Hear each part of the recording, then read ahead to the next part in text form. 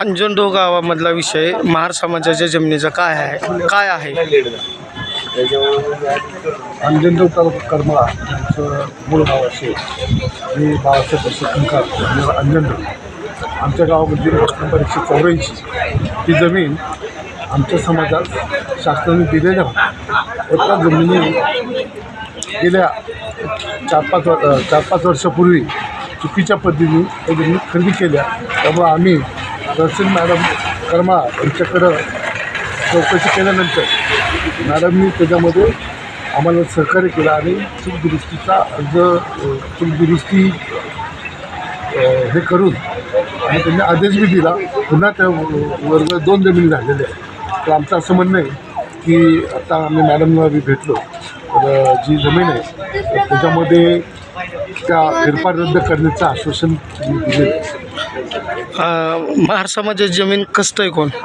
महार समाजाच्या जमिनी गेले 30 ते 35 वर्ष आमच्या सर्व खंका कुटुंब आम्ही त्या ठिकाणी त्या जमीन कसत आहोत आणि चुकीच्या पद्धतीने त्या जमिनी आता खरेदी झाल्यात आणि आज आम्ही भूमिहीन झालेले.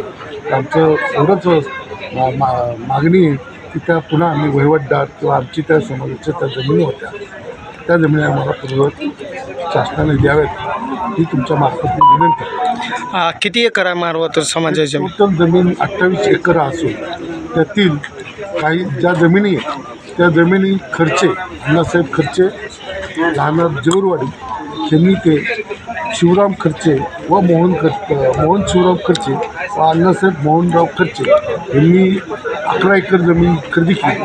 त्याच्यानंतर देवागाडे आणि बापू काळे यांनी जवळपास 11 एकर क्षेत्र खरेदी केलं होतं आणि एवढं प्रकरण असूनसुद्धा ती जमीन पुन्हा खरेदी कुंभेज फाट्याचे भोसले म्हणून तर त्या भोसले ती जमीन खरेदी केली. उर्वरित जमीन बनगर व खांडे अशा लोकांनी त्या जमिनी खरेदी केलेल्या.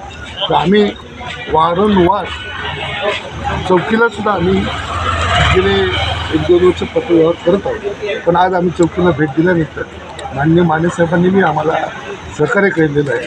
ते सुद्धा येणाऱ्या 10-12 दिवसात ह्या विषयावरती मार्ग काढून दिले.